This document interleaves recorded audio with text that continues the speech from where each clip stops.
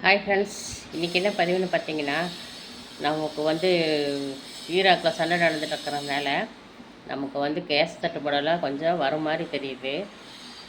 வரும்னு சொல்கிறாங்க, வராதுன்னு சொல்கிறாங்க.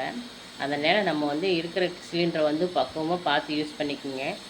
ஏன்னா நான் கூட இன்னொரு கேஸ் வந்து புக் பண்ணியிருந்தேன், ஆனால் இன்னும் வரல. ஆனால் வருமோ வராதோ எனக்கு தெரியல. இருந்தாலுமே வந்து நம்ம இருக்கிற சிலிண்டரை வந்து பார்த்து பக்குவமாக யூஸ் பண்ணிக்கோங்க.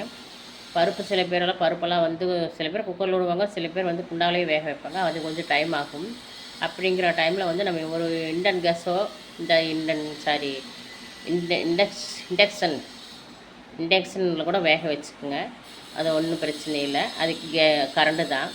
இல்லை நம்ம விறகடுப்பு வீட்டில் விறகடுப்பு இருந்ததுன்னா விறகடுப்பில் வேக வச்சுக்கலாம். வேக வச்சு சாம்பார் வச்சுக்கலாம், ஒன்றும் பிரச்சனை இல்லைங்க. அது மாதிரி முடிஞ்ச வரைக்கும் அது மாதிரி செஞ்சுக்கோங்க.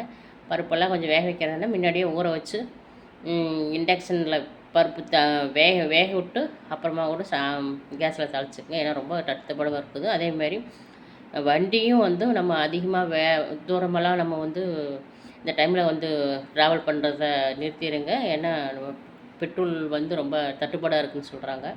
முடிஞ்ச வரைக்கும் பஸ்ஸில் இது மாதிரி வந்து ட்ராவல் பண்ணுங்கள், நல்ல விஷயம். ஏன்னா நம்மளோட நமக்கு என்ன கிடைக்குதோ அது கிடைக்கிறதுங்க கம்மியாக கிடைக்குதுங்க போது நம்ம அதுக்கு தகுந்த மாதிரி சிக்கனமாக யூஸ் பண்ணிக்கணும். ஓகே ஃப்ரெண்ட்ஸ், நான் கேஸுக்கு புக் பண்ணியிருக்கேன், இன்னும் வந்து சேரல.